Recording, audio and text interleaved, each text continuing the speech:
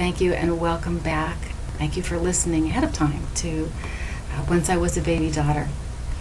This is the kind of piece that I envision for every woman to be able to connect back and see her life in terms of myth and beauty and fairy tale, no matter what that earthly story is. There's always something larger and bigger and grander and more sacred to connect to in every woman's life.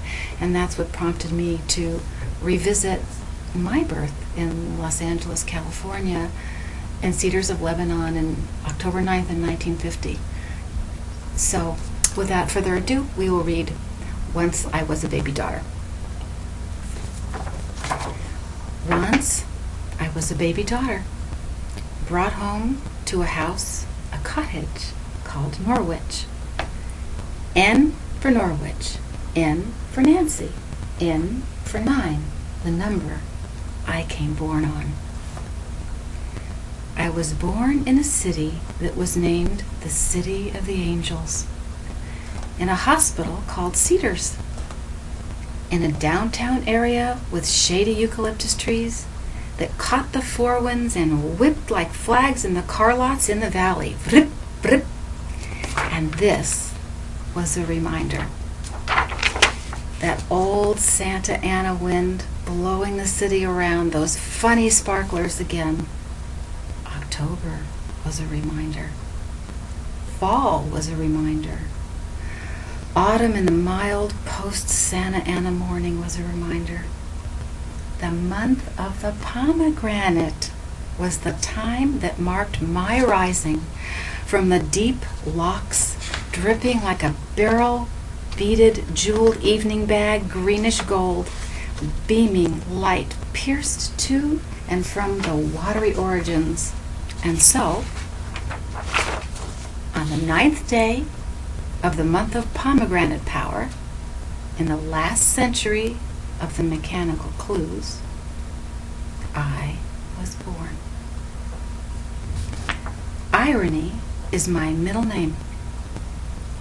I am the backwards S between the white and the black of yin and yang. I am that old twin serpentine, the DNA that reminds us of, well, DNA, it took a female to figure that one out, didn't it? I am the old sea queen who arises like a first coming. There are no second ones, because the first is eternal, is the last, and save the best for last is my theme. I am that old wide S-curve that arcs back in a cartwheeled hat of 1910. And I am the undulating S-curve in a 1790s silhouette, the origin of the cartwheel hat. My body arises like the sea mother of us all. Excuse me, turn the page. My accompanying daughters on each side. I am that wild energy that moves and shakes in the audience on the stage. My fingers of bulbous seaweed callings. Arise, the old S-curve said to me. How many hidden ones can you find? I was born with S-curve visions.